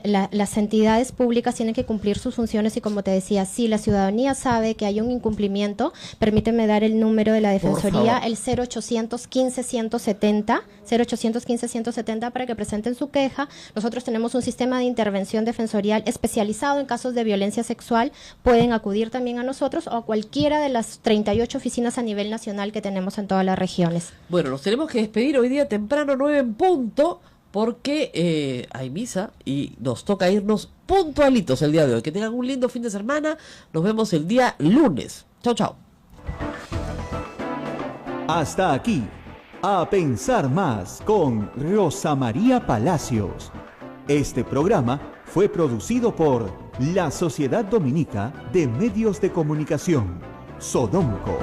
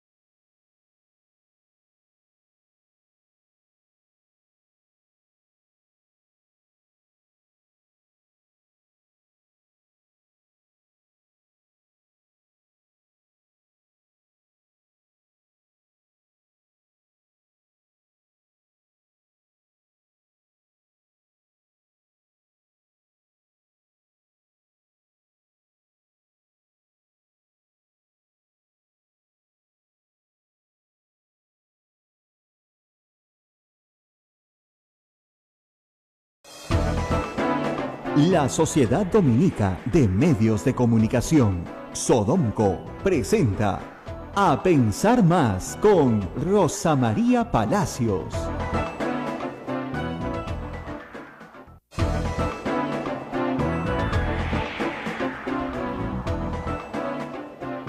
Hola amigos, bienvenidos a Pensar Más con Rosa María Palacios a través de las emisoras de Sodomco. Estamos en conexión con Radio Santo Domingo en Chimbote, Radio San Martín en Arequipa, Radio Veritas en el Cusco, Radio Cepagua, Ucayali, Radio Quillabamba, La Convención, Radio Madre de Dios en Puerto Maldonado y nuestra anfitriona, Radio Santa Rosa en Lima. Rosa María Palacios, muy buenos días. Muy buenos días amigos de todo el Perú. Estamos aquí en cabina prestada. Hemos tenido un problema técnico con la cabina principal que se está resolviendo en este momento, así que nos hemos venido a la cabina del costado. Si nos están siguiendo por Facebook Live, nos van a ver en una cabina chiquita y dicen, ¿qué está pasando ahí? Bueno, hemos tenido acá un problema que esperamos se resuelva. Ya están los ingenieros. Y ya están los ingenieros trabajando, así que esto se va a resolver muy rápidamente. Bueno, lo que no se va a resolver rápidamente, porque vamos a tener una novela hasta abril, es una novela larga, de varios capítulos, dura lo que queda de febrero, todo marzo y abril, y parte de abril es la novela La Cumbre de las Américas. Es como cumbres borrascosas, pero, ¿no? ¿De qué se trata todo esto? A ver, vamos a ir por partes para que el público tenga algunas cosas claras. A ver, lo primero es lo primero. La Constitución establece en el Perú que es el presidente de la República el que dirige la política exterior. La política exterior del Perú no la dirige la oposición, no la dirige el Congreso, no la dirige el Poder Judicial, la dirige el presidente de la República. Y eso pasa en casi todos los países del mundo. Normalmente las cancillerías, ¿no es cierto?, que dependen del Ejecutivo, del presidente de la República, dirigen la política exterior. Entonces, es el presidente el que tiene las decisiones en política exterior. Internamente hay otras discusiones, pero la política exterior la dirige el presidente de la República. Obviamente el Congreso ratifica los tratados, pero este no es el caso. Entonces, dentro de la OEA, que es la Organización de Estados Americanos, se celebra cada cierto tiempo, cuando toca, ¿no es cierto?, una cumbre de todos los países de la OEA. No es la Asamblea General de la OEA donde van los cancilleres, sino es la cumbre, porque van los presidentes. No se hace todos los años, no se hace todo el tiempo, se hace, esta es la séptima creo, se hace cuando corresponde hacerlo, ¿no? O cuando los países pactan hacerlo. Esta estaba planificada para abril, es una reunión de presidentes, no es la Asamblea General de la OEA, que es una reunión de cancilleres. Muy bien. Entonces, ¿qué pasa en la OEA? La OEA tiene más de 30 y tantos países. Muy bien. Cada vez que en la OEA se ha querido votar a nivel de Asamblea General o de cumbre, alguna disposición, preocupación, aplicar la Carta Democrática, etcétera, sobre la cuestión de Venezuela, que es una cuestión compleja, nunca ha prosperado. ¿Por qué? Porque Maduro controla los países del Caribe. Y los controla con petróleo. Y cada país del Caribe, por más pequeño que sea, tiene un voto. Así o sea, es. no es el tamaño del país lo que determina el número de votos que tienes en la OEA, sino tu capacidad de ser Estado, ¿no es cierto? Entonces, no sé, Jamaica, ¿no es cierto?, tiene el mismo peso que Argentina, ¿no? Entonces ustedes dirán, bueno, no sé, bueno, es igual. Para efectos de la OEA es lo mismo. Entonces, ¿qué es lo que sucede? Desde Canadá, ¿no es cierto?, desde arriba hasta Tierra del Fuego abajo, toda América está representada. Entonces, las posiciones antichavistas no han sido mayoritarias en la OEA. Nos guste o no nos guste, no lo han sido. Hay la gran mayoría de países que deciden declararse neutral en estas cuestiones, otros que son manifiestamente entusiastas del chavismo, como lo fue en su momento Ecuador, ya no, o como lo es Bolivia el día de hoy, o como lo fue evidentemente Argentina de los Kirchner, y ahora la situación ha cambiado, y hay la mayoría de países que prefieren mantenerse neutrales, es decir, no es mi asunto, no me meto. La Carta Democrática se aprobó en 2001 en Lima también. Es un instrumento promovido por la Cancillería de Lima, muy nuevo, y que no ha tenido todavía aplicación alguna 18 años después, entonces 17 años después. Muy bien. Entonces, ¿qué es lo que sucede? Las cumbres se celebran, ¿no es cierto?, en rotación. O sea, a un país le toca una vez, a otro al siguiente, dependiendo de sus capacidades, posición, etcétera. Muy bien. A Lima le toca ser el anfitrión de la cumbre. Así es. Ya. Dueños de casa. Exactamente. Es el dueño de casa, pero no es el dueño de la fiesta. ¿Ok? Ese es el tema. Entonces, nos estamos comportando o haciéndole creer a los peruanos que el Perú es el dueño de la fiesta. ¿Y qué sucede? Durante mucho tiempo, de estos 30 y tantos países que no podía llegar a una resolución sobre el tema de Venezuela, comenzó a formarse un grupo de países que decían, bueno, si no podemos conseguir nada, ¿no?, en la Asamblea General de la OEA, la podemos conseguir por cuenta nuestra. Y se forma el Grupo de Lima. El Grupo de Lima son 12 países americanos, es decir, un tercio de la OEA, ¿no es cierto?, que tiene una posición mucho más crítica hacia el chavismo y hacia Maduro. ¿Ok? ¿Esos 12 países conforman el total de la Cumbre de las Américas? No, son un tercio. Y esos 12 países no le pueden imponer al total de la OEA que haga esto o lo otro. ¿Ok? Es así de claro, nos guste o no nos guste. A mí no me gusta Chávez y menos Maduro, los dos, el difunto y el vivo, me parecen lo peor que le ha pasado a la pobre Venezuela, pero al margen de eso hay que decirlo con claridad. Este es una fiesta a la que el señor Maduro sí había sido invitado. Lo invitaron en noviembre y no lo invitaron porque sea buena gente o sea pata de PPK, lo invitaron porque es el presidente de Venezuela, nos guste o no nos guste, dictador, para mí es un autócrata clarísimo, pero dictador ya lo habían invitado. Muy bien. Se reúnen los 12 países en Lima para discutir esto, promovido por Almagro, el embajador, digamos, el secretario general de la OEA, Luis Almagro, está jugando esto de manera muy personalizada, si se quiere. Entonces viene especialmente a Lima a respaldar el indulto de Fujimori a cambio de que Kuczynski le respalde el tema de Maduro.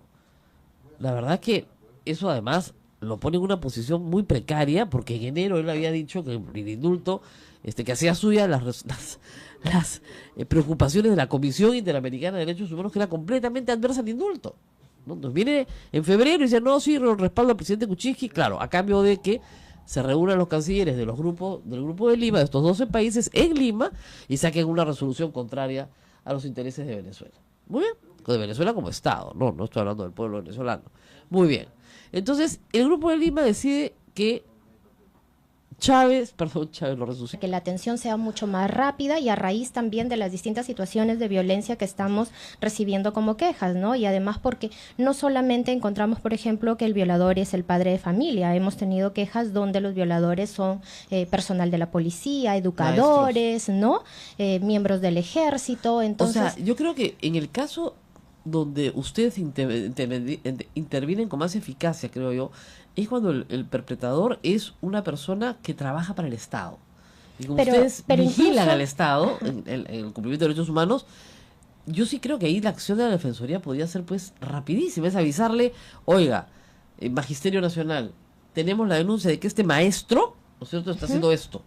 Pero incluso cuando el padre es el agresor, porque lo que nosotros garantizamos es que todo el sistema de justicia pueda funcionar debidamente desde que se inicia la denuncia. A través del sistema de intervención defensorial que funciona y tiene lineamientos para las 38 oficinas defensoriales, hemos recibido quejas, por ejemplo, que no se quiere recibir la denuncia, lo que ha pasado, ¿no? Que se demoran en la denuncia, que se demoran en pasar toda la investigación a la fiscalía, luego que hay demoras en la fiscalía, pocas cámaras GESEL, ¿no? En las citas son de 3-4 meses, luego en el Poder Judicial las sentencias se demoran mucho. Entonces hay una serie de dilaciones que hacen que la población sienta que hay impunidad en este tipo de casos. No solamente, y creo que más dramático que en Lima, es en el interior del país. ¿Por qué? Porque la queja es, todos se conocen en una población más pequeña. Entonces los jueces no quieren resolver nunca en contra de los violadores, porque saben que las penas son muy graves. O sea, saben que estamos hablando de perpetua, de cadena 25 años, perpetua, etcétera. 35 años, exacto. Okay. Entonces, no quieren resolver en contra de los violadores. Entonces, las madres muchas veces quieren traer el caso a Lima y no las dejan traer el caso a Lima. Hay barreras legales, hay barreras culturales, ¿no? Porque además las infancias son distintas dependiendo de las regiones, Así pero es. a nivel nacional hay un gran problema, que es la concepción de infancia, de cómo yo veo a un niño. Muchos todavía vemos que los niños, o consideramos a los niños como objetos de derechos. Entonces, por lo tanto, les puedo pegar, los puedo maltratar y puedo llegar hasta violentarlos. Y eso no debe ser así. Los niños son sujetos de derechos y tienen derechos derecho a un buen trato, Bueno, tienen perdóname, derecho hasta a la integridad. Hasta hace muy poco tiempo, el código del niño y adolescente decía que los papás podían corregir moderadamente a sus hijos, es decir, le podía pegar su palmazo. Y para abolir esa norma, costó Dios y su ayuda Claro. porque el Congreso no quería abolirla. No, la Defensoría del Pueblo hizo mucha incidencia legislativa y las organizaciones de la sociedad civil también, ¿no? Y muchas entidades colaboraron para perdóname. que se prohíba expresamente el castigo físico y humillante, que es una forma, ¿no? Es el origen de todas las demás formas de violencia. Así es. Y yo recuerdo que tenía programas, no como este, felizmente, pero en Radio Capital o Exitosa en esa época, donde la gente llamaba a decir que estaba muy bien que le pegaran. Y en Twitter decía, ¿quién no ha recibido 2 palmazos pues en su vida, por favor? A mí mi madre me pegaba de vez en cuando y me hizo mucho bien. Yo escuchaba esto y decía, horrorizada, decía, señor, no se da cuenta, usted no se da cuenta del daño que le han hecho, para empezar. Eso ya nos dice mucho. Pero no está bien. No es educativo, no mejora la relación del niño con nadie, ni con nada. Y al final de cuentas lo que va a pasar es que cuando usted sea viejo, su hijo le va a pegar. Porque esa fue la forma en la que usted lo educó. Porque también tenemos, ese es para otro día, casos de violencia de hijos contra padres de la tercera edad. También lo hay. O sea, no quieres comer, pa, cachetada. Y le pegan a los viejos. Es horrible, pero le pegan a los viejos en el Perú. Y nadie dice nada, porque los pobres viejos no se pueden defender. Ahora, ¿qué hacía ese hombre, esa mujer cuando eran niños? Cuando esos hijos eran niños, les pegaban también. Entonces se entiende a golpes. Sí. ¿no? No se puede criar ni educar con violencia, no se justifica, porque si no se repite el ciclo de violencia y comenzamos a naturalizarlo. La Defensoría del Pueblo recibe quejas también sobre este tipo, por ejemplo, quejas de castigo físico en las escuelas por parte de los docentes, Por ejemplo, a los alumnos. está prohibidísimo. Sí, prohibidísimo. O quejas, por ejemplo, cuando alguien denuncia el castigo físico, ¿no?, ante una comisaría y también se demoran en atender la denuncia, o incluso cuando a un niño no le quieren recibir la denuncia en la comisaría. Tienen que recibirle la denuncia en la comisaría cuando un niño está siendo vulnerado en sus derechos. No necesariamente tiene que ir acompañado de su padre o tiene que ir, ¿no?, Ir con solo. un adulto. Hay que creerle al niño, hay que creerle, no esperar que el niño esté ya muriéndose para recién empezar a actuar. Hay que prevenir la violencia. Este tema de violencia, obviamente, ahora se ve... Es mucho más mediático, ¿no? A raíz de los últimos casos, todos están abordando este tema, pero no y todos además se enfocan en la persecución del delito. Claro. Y desde la Defensoría del Pueblo, más bien nuestra apuesta es para que también se trabaje en la prevención. No esperemos que se dé un hecho de violencia, sino que se prevenga. Por ejemplo, en los talleres de la comisaría hay que estar debidamente organizados con estos talleres, con el personal especializado en la atención del niño, porque no es fácil atender a un Bueno, ya niño. han prohibido que haya Exacto. talleres en las comisarías porque no es el espacio adecuado. Entonces, esta recomendación de la Defensoría del Pueblo fue debidamente acogida por el Ministerio del Interior y esperamos que en este proceso de reorganización, no, estos talleres que son buenos también para la comunidad, para los niños, pero sean en los espacios seguros. Y esto también ayuda a prevenir la violencia, porque también se les puede enseñar, ¿no?, a los niños que no deben tolerar la violencia. Se les enseña también a los padres. Lo que es muy importante en la prevención de la violencia contra los niños es que se les brinden a los padres pautas de crianza positiva, y el Estado tiene que trabajar en ello, ¿no? Sí, porque sí, los padres, no hay escuela para padres. No, además, a los padres se les ha educado en términos violentos en también. términos violentos, entonces no ajá. tienen otro manual que ese, que les dieron de niños. Exactamente. Vamos a la pausa, me parece que ya recuperamos la cabina principal.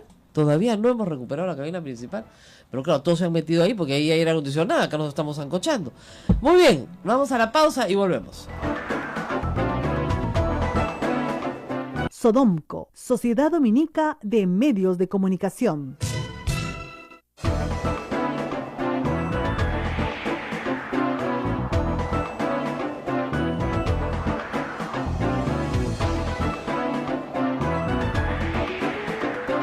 Bueno, y seguimos acá, hay toda una discusión en redes, que no puedo seguir desde esta cabina, pero me dice Abel que hay muchas preguntas, que la típica, ¿no? Si no hay para los peruanos, ¿por qué va a haber para los venezolanos? Bueno, lo mismo pensaban de tu pariente cuando llegó pues a Patterson, New Jersey, ¿ya?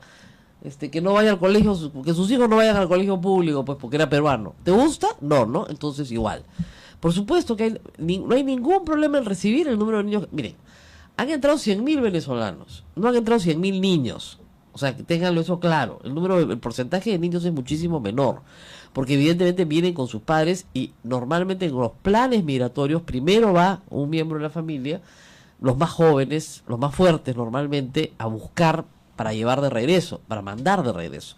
Y estamos hablando, no estamos hablando de gente que salió hace 10, 12 años de Venezuela porque se dio cuenta que la cosa estaba pésima. Estamos hablando de gente que acaba de salir porque no tienen que comer. El imperialismo de los Estados Unidos. ¡Oh! Dios mío. Ya, regrésate a los 70. Anda. No vuelvas. Pero no, de verdad, o sea, este es un problema entre la izquierda peruana y Pedro Pablo Kuczynski. La izquierda peruana está presentando con 20 votos una moción de censura, una moción de vacancia contra el presidente de la República.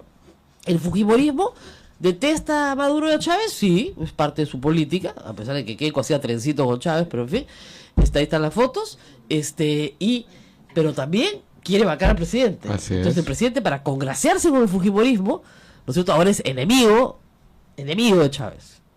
Maduro, lo que sea. Ok, del difunto que lo resucitamos acá. Entonces, está haciendo política exterior, que tiene la competencia para hacerlo, pero mirando la política interna. Entonces, por eso es que salen las cosas tan mal. Es un novelón, ¿ya? Y eso se llama hacer un poquito de demagogia. ¿Un novelón que terminará en abril? En abril probablemente Maduro no venga a Lima porque además sabe que va a tener que se le puede organizar acá una contramanifestación muy grande y él no está en Venezuela, no tiene cómo organizar una manifestación propia, ¿no? Con 100.000 venezolanos en Perú, miren, esa gente sale a marchar, ¿te das cuenta? No tengo ningún problema en decirlo porque además creo que yo he tratado y trato todo el tiempo de que acá en Perú se les reciba lo mejor posible. Estamos hablando de una crisis humanitaria. Ayer nada más, lo conté anoche en Twitter porque me impresionó muchísimo. Yo salí de mi casa y una mujer me aborda, una mujer joven, no debería tener más de 30 años, con 2 niños chiquitos, ¿ya? Uno más o menos, yo calculo las edades porque tengo muchos hijos, tendría 2 años y un poquito más tal vez, y uno como de 6 años, ¿no? Y la mujer tenía a los niñitos muy bien vestiditos, limpiecitos, no los tenía mal cuidados. El más chiquito era muy travieso y se notaba que estaban muy cansados. Inmediatamente me comenzó a hablar, claro, con acento venezolano, te das cuenta claramente. Me dijo: señora, ¿no tendrá un trabajo de limpieza? Cualquier cosa que quiera limpiar, limpio, hago lo que usted quiera. Entonces dije, no, la verdad es que no, en ese momento acá estamos todos completos ya, y yo estaba con otra persona, pero como para cuándo quieres, como para ayudarte a buscar. No, digo, no, lo necesito ahorita porque, miren ustedes lo que es la tragedia de la migración, ¿no? Mire, yo soy maestra titulada, he traído mi título apostillado de Venezuela, ha logrado traerlo, acaba de llegar, hacía muy pocos días, y para conseguir un trabajo, he logrado conseguir un trabajo en una guardería, pero me piden un certificado de antecedentes penales y he conseguido la cita en Interpol, que parece que es dificilísimo conseguirla. La he conseguido, pero necesitaba 80 soles para pagar el certificado para el día lunes. Y me dice, ya estamos a jueves y no los consigo. Y sin eso, no tengo el certificado. Y si no tengo el certificado, pierdo mi cita. Y no hay citas ahorita. O sea, todos están desesperados por conseguir esa cita y no tengo trabajo. Y todavía no he logrado conseguir un colegio para mis niños. Entonces le pregunté, ¿dónde estás viviendo? Y me dijo que había conseguido vivir cerca del mercado en Barranco, un cuarto, ¿no? Entonces yo pensaba, esta mujer acaba de llegar al Perú, no conoce a nadie. Se había venido a pie desde Barranco hasta Miraflores. A Miraflores con el límite de San Isidro. Había caminado todo el día, tocando timbres, pidiendo ayuda. Y yo le dije, ¿pero no has podido juntar 80 soles en todo el día? Y me dijo, ¿sabe qué, señora? La gente me trata bien mal. Y yo me quedé así. ¿Cómo puedes? Eran 2 niñitos, la señora, y como además se notaba claramente que era una persona con educación, o sea, que quería trabajar desesperadamente, que no estaba pidiendo limosna, ella quería ganarse los 80 soles. Obviamente ahí tratamos de resolverlo, pero después se me desapareció. Mi hija me dijo, ¿has debido pedirle? Casi todos los migrantes tienen un teléfono celular, vienen con un teléfono para donde los puedo ubicar. La perdí. Solo sé que el más chiquito se llama Daniel, ¿ya? Porque ella me dijo, le decimos Daniel el travieso, porque el niño no paraba de llorar, pobrecito. Pero creo que este niño está muy cansado. No puedes traerlos a pie desde Barranco, es muy lejos. Y obviamente les pregunté si habían comido, en fin. Había ido a la parroquia, le dije, ¿has ido a la parroquia? Me dijo, sí, pero ahí nos están dando comida para los niños y ropa para los niños, pero no tienen el trabajo. Claro. Y obviamente las parroquias ahorita, eso sí, yo creo que deberíamos hacer un llamado a todos los que nos escuchan, de organizarnos un poquito. Yo entiendo, un apostolado especial para la migración desde Roma, además. Sí, del el Papa lo está llamando. Exactamente, y hay que organizarse un poquito acá porque va a haber mucha demanda y son no solamente gente joven, sino gente joven que viene con sus niños. O sea, ayer salió un artículo en el Comercio, justamente de la directora de UNICEF, que entrevistamos hace unos días, diciendo que acá hay un problema de migración infantil que tiene que ser atendida por el Estado peruano. O sea, que hay niños que hay que mandar al colegio. Ella me preguntó, recién estoy averiguando lo del colegio, ellos tienen un horario escolar diferente al nuestro. Dije, no te preocupes, aquel horario, el colegio comienza en marzo. Y buenos colegios públicos hay en Barranco de todas maneras, y te lo tienen que recibir. Espero, ¿no? Espero. En serio, o sea, el Tribunal Constitucional ha dicho que todo niño que pisa el Perú tiene derecho a la educación. Porque nosotros lo que no queremos es que tengamos un niño no atendido. Así es. Entonces, aunque sean niños migrantes, tienen que tener educación. Lo último que podemos tener es una generación de niños analfabetos que se criaron en el Perú sin acceso a la educación. Entonces, por ejemplo, el Ministerio de Educación, ¿qué va a hacer frente al fenómeno de los niños migrantes? Son fenómenos muy grandes a los cuales nosotros no estamos acostumbrados en el Perú. No recibimos migraciones. 8:22, nos tenemos que ir a la pausa. Sí, ya está nuestra invitada, justamente, pues una pregunta pendiente también, creo, ¿no? O sea, porque ellos son las defensora adjunta para la niñez y la adolescencia, ¿no? Y así como hay tantos niños venezolanos migrantes. Vamos a ver qué se está haciendo con ellos, pero ella venía sobre todo para hablar del tema, obviamente, de violencia sexual y física contra niños y niñas en el Perú, y también para hablar un poquito, creo yo, de la situación de, digamos, lo que ha sucedido en Trujillo anteayer, ¿no? Las condiciones de la resocialización de niños infractores. No se llaman delincuentes, sino infractores. Vamos a la pausa y volvemos. Pausa y volvemos. Sodomco, Sociedad Dominica de Medios de Comunicación.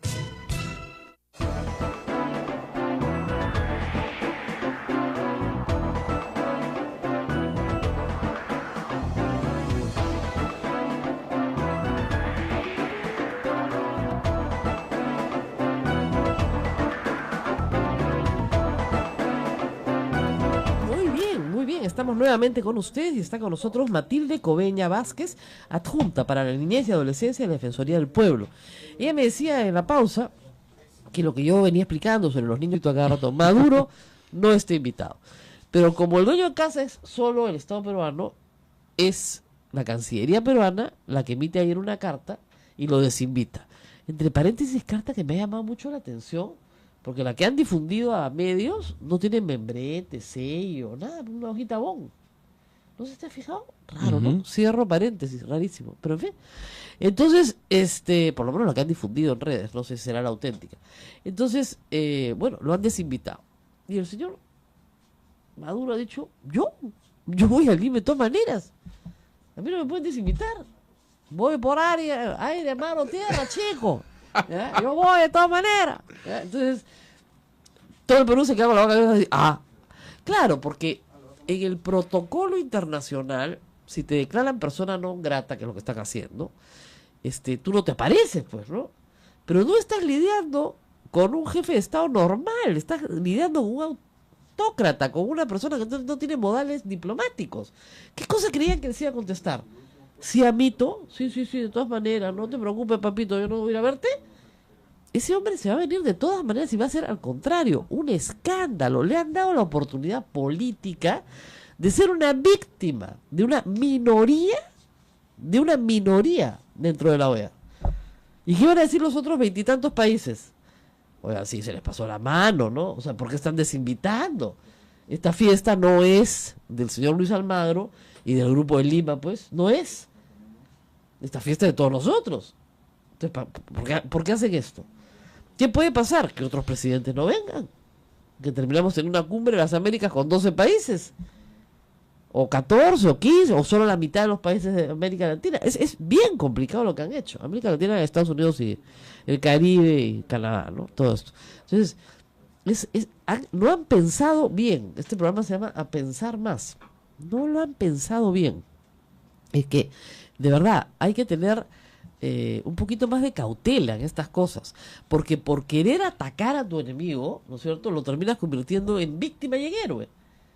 Y eso es lo que han hecho con Maduro. Maduro se presenta hoy ante el mundo diciendo, perdón, yo quiero participar en la política internacional. No me dejan. Además, si tienen algo que discutir conmigo, lo digo yo, discutan cara a cara. ¿Me tienen miedo? Y la respuesta de la canciller ha dicho, no puede venir al Perú porque no queremos tenerlo acá. Bueno, resulta que desde el punto de vista ya meramente práctico, ¿qué van a hacer? ¿Bajarse el avión de Maduro? ¿No lo van a dejar aterrizar en el Perú? ¿Le van a poner 2 casas al costado? ¿Van a mandar a la Fuerza Aérea para que no aterrice? Aterrice igual, pues. No le pondrán alfombra roja, no le van a recibirlo ningún ministro. Pero no necesitan ningún documento para entrar al Perú. Y el señor, hoy por hoy, no es un perseguido por el sistema penal internacional. Porque si lo fuera, ahí sí, no sale de Venezuela ni muerto. Porque sería cosa muy distinta si este sujeto tuviera, no sé, una solicitud de captura internacional. ¿No es cierto? Pero no la tiene, pues. Entonces, eso es lo que yo digo. No es el caso, recuerden ustedes, Pinochet llegando a Londres y que lo metieron preso. No va a ser el caso. Además es un presidente en ejercicio. ¿Nos gusta? No nos gusta. Nos parece espantoso. Todos los peruanos estamos hoy viviendo una crisis humanitaria en la puerta de nuestras casas. O sea, lo que le ha hecho a su pueblo es una cosa horrorosa. Pero, si vas a combatir a un enemigo de ese tamaño, miren, estos no en vano están hace 20 años en el poder en Venezuela. O sea, esta es una dictadura que tiene una raíz popular. Este sujeto gana sus elecciones amañadas, pero las gana. O sea, todavía tiene una base de apoyo. Entonces, si te vas a enfrentar a un dictador desde fuera de ese tamaño, tienes que trabajar con un poquito más de estrategia. Ya, lo vas a aislar como al dictador de Corea del Norte. Puede ser, pero no lo van a aislar todos, pues en la OEA, está clarísimo. Entonces, esta es una telenovela que va a durar varios capítulos más. En el hipotético caso, bueno, que venga, Ajá. ¿no? No viene en un avión de Estado venezolano, sino viene en un avión comercial. Entra nomás. Entra nomás. No lo pueden detener. ¿Qué delito ha cometido? Por su seguridad. Esa es otra cosa. Porque cómo él evalúe, digamos, el recibimiento de los venezolanos en el Perú. Mira, que ni se aparezca, pues, porque lo agarran a tomatazos, huevos podridos, le van a tirar de todo. Pero de alguna forma el gobierno no tiene que proteger la seguridad del señor Maduro. No viene como jefe de Estado porque no lo reciben así, pero llega al país y no le pueden decir... Si viene a la Cumbre de las Américas, solo viene como jefe de Estado. No puede venir en otra calidad. Él no tiene la calidad de un particular, él viene como jefe de Estado, porque viene a la Cumbre de las Américas. Entonces, tú no puedes decirle a un jefe de Estado, ya te va a recibir tu gente, ¿eh? O sea, los venezolanos que están en Lima pidiendo trabajo. Lo matan, pues, ¿no? Por eso. No se puede fundamentar... No. El Estado peruano tiene una responsabilidad por la seguridad. Su seguridad. Por la seguridad de los jefes de Estado que están acá en Perú. Porque si no, el precedente sería nefasto, ¿no? Nefasto. O sea, de verdad, eso es inaceptable. O sea, una cosa es ya no tener cortesías con el señor Maduro, ninguna, porque no se ha tenido ninguna. Y otra cosa muy distinta es hacer que lo maten, ¿no? O sea, ponerle un sicario pues en el aeropuerto, ¿no? Están locos, ¿qué les pasa? Entonces, digamos, esto está escalando mal porque además, reitero, es el presidente de la República el que hace política. Pero está claro, política exterior, pero está claro que el presidente de la República está haciendo política exterior sobre la base de los intereses internos. ¿Ok? Entonces, hay un discurso en la derecha peruana y hay un discurso en el fujimorismo muy centrado en la figura de Maduro como el enemigo al que hay que matar y combatir. ¿Ok? Esto se profundizó más en el Perú en tiempos de Humala, al que se identificaba con Chávez. Entonces, con el propósito de liquidar a la izquierda, que es la que está presentando la moción de vacancia contra el presidente Pedro Pablo Kuczynski e identificarla con Maduro, ¿no es cierto? Se está haciendo mala política exterior. O sea, por servir un interés interno, que es el de hacer que el pueblo identifique a la izquierda con todos los males de este mundo, reitero que se está haciendo muy mala política exterior. Así no se hace política exterior. Entonces, y obviamente la izquierda, por supuesto, pisa el palito y dicen que no venga Trump, ¿no? Ay, Dios mío. Ya, entonces, es una cosa.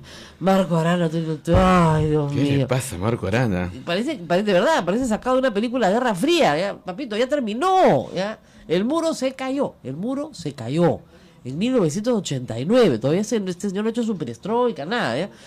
Nada, ni las notas, nada. Entonces, claro, que no venga los migrantes, pues ya está en convenios internacionales los cuales el Perú es parte y que tiene la obligación de cumplir. Lo que pasa es que, claro, nunca nos hemos enfrentado al problema migratorio de la forma en la que nos estamos enfrentando de migración, digamos, internacional, receptores de migrantes, pero sí hay que organizarnos. Muchas gracias por estar con nosotros, doctora. Y cuéntenos, empecemos por ahí, cuéntenos un poquito cómo está haciendo la Defensoría para comenzar a organizarse en esta materia. Buenos días, Rosa María, gracias por la invitación. En el tema de migrantes, ya la Defensoría tiene una área especializada en el tema de migrantes que está a cargo de la Juntilla para los Derechos Humanos, ¿no? Así es. A través de diferentes, ¿no?, quejas que se han ido recibiendo respecto a su situación, esta área la ha estado atendiendo. Pero en el caso de niñez migrante, efectivamente, a raíz de todo lo que está pasando en los últimos meses, la Defensoría del Pueblo también está pendiente. Desde la Juntilla para la Niñez hemos solicitado información a migraciones de cuántos niños, niñas y adolescentes están ingresando a nuestro país para poder garantizar, ¿no?, sus derechos a la educación, por ejemplo, a la salud, a la alimentación. Hay que decirlo claramente.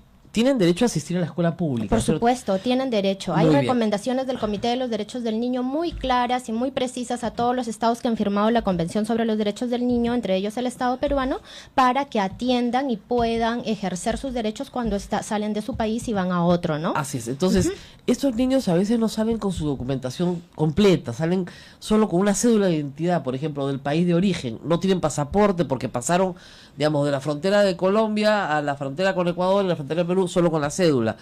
Y de repente no los quieren recibir en un colegio porque no tienen partida de nacimiento y es imposible conseguirla. Claro. ¿Qué se puede hacer ahí, digamos, para trabajar ya con el Ministerio de Educación? El Ministerio de Educación tiene que organizarse y dar las directivas precisas. Ellos desde el año anterior o incluso de los primeros días del año están sacando todas sus directivas y ahí tienen que estar contempladas, ¿no?, estas situaciones. Por ejemplo, ¿qué pasa si un niño no viene con toda la documentación? Así Porque es muy probable que no venga con la Así documentación, es. certificado de estudios, partida de nacimiento.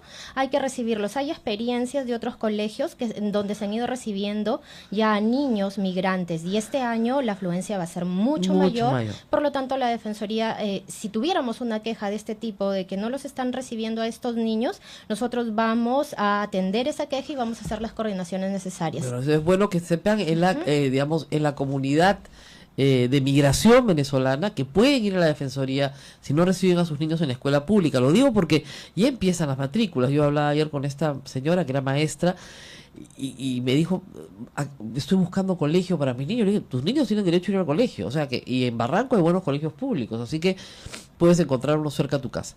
Porque si no los mandaban al colegio, ella no podía trabajar. Exacto. Entonces, es un problema muy, muy complejo. Además, ¿sabes qué? Que yo miraba qué gente tan valiente, ¿no? Porque venirse con 2 niños de esa edad, sin plata, sola, a un país que no es tu país, bajo el riesgo de, digamos, de que los 4 centavos que tienes se te vayan y no tengas que comer.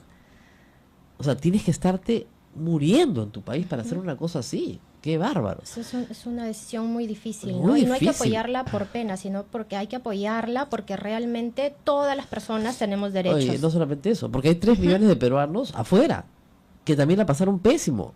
Y nosotros no y todo el mundo tiene acá, yo acá hice una encuesta, todo el mundo acá tiene un pariente fuera del Perú. Entonces nosotros somos unos grandes exportadores de personas. ¿Ya? Acá, lo que más hemos exportado en el Perú es inteligencia, capacidades. Entonces, todos tenemos a alguien que vive afuera, no quisiéramos que a nuestros parientes nos traten mal, ¿no? Bueno, igualito pues. Entonces acá hay que tratar bien. Lo que me llamó la atención es que esta señora me dijo que la habían tratado muy mal. Y claro, había que ver la pinta de la señora. Y eso es algo que el racismo es un problema muy serio. O sea, esta señora, en el imaginario colectivo, la que me hablaba, yo no se lo pude explicar porque me dio mucha pena, no le correspondía pedir, porque era una señora blanca de ojos azules.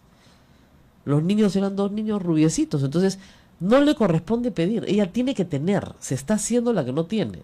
No tenía un cobre, porque era venezolana y venía de una situación de total vulnerabilidad. Y lo que yo trato de explicarle a la gente, miren, acá en el Perú tenemos miles de madres que pueden estar en la misma situación, pero tienen una red de contactos.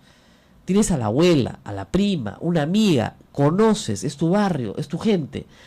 A esa misma señora la pones en otro país, sin ningún contacto, y cambia completamente su situación. Es absolutamente vulnerable.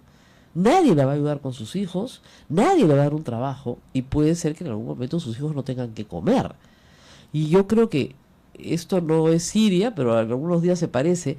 Hay que comenzar a discutir programas de vacunación para los niños, Sí, claro. Programas de salud para los niños, o sea, campaña de salud para niños migrantes, por favor, igual, porque no sabemos si llegan con las vacunas completas, en fin, hay Sí. temas de salud que tratar. ¿Desde ahí qué se puede El hacer? Estado se tiene que organizar a nivel intersectorial, o sea, todos los sectores del Estado involucrados en la atención de los migrantes, especialmente de la niñez y adolescencia, y también se tiene que organizar a nivel intergubernamental, todos los gobiernos, o sea, gobierno central, regional y local, porque probablemente haya muchos migrantes que están llegando no necesariamente a Lima, que es donde pueden encontrar todas las posibilidades, En de otras acuerdo a lo que ciudades. escuchan, sino en otras ciudades mucho más pequeñas, y será el gobierno local el que tenga que enfrentar estas situaciones, ¿no? Entonces urge una organización pronta, ¿no? Respecto a la atención de la migración, pero sobre todo respecto a la atención del ejercicio de sus derechos, ¿no? Además- De los derechos básicos. Además hay varios estatus, por si acaso, ¿no? Hay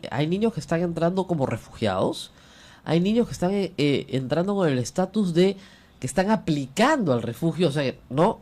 Hay niños que han entrado como turistas, pero en realidad se quieren quedar. Se quedan, ¿ya? claro. Y se van a quedar. Entonces, y hay niños que ya tienen, sus padres ya tienen su permiso Para ¿cómo es? trabajar, por Claro, ejemplo. temporal de permanencia. Nunca pongo el nombre, ¿no? Porque es temporal permanente. Temporal de permanencia. ¿Ya? Pero en fin. Bueno, ahora, nosotros habíamos invitado también para hablar de otro problema grave para la niñez peruana que estamos atravesando en estos días, que es el tema de la violencia sexual. Las cifras son espantosas, pero como hemos dicho siempre en el programa, yo no creo que hoy haya más violadores sexuales que ayer. Lo que sucede es que hoy se denuncia más, que es muy bueno porque hace que el problema sea visible. Tú no puedes atacar un problema invisible. Entonces, al visibilizarlo, claro, vamos a tener una sorpresa tal vez con los números, pero al mismo tiempo nos permite atacar. ¿Cuáles son las líneas de trabajo en la Defensoría para atacar el problema de violencia sexual contra niños y niñas en el Perú? En la Defensoría del Pueblo nosotros tenemos implementado desde el año pasado un sistema de intervención defensorial para atender los casos de violencia sexual contra la niñez y adolescencia. Siempre los hemos atendido, Claro. pero hemos mejorado este sistema, ¿no? Lo hemos implementado para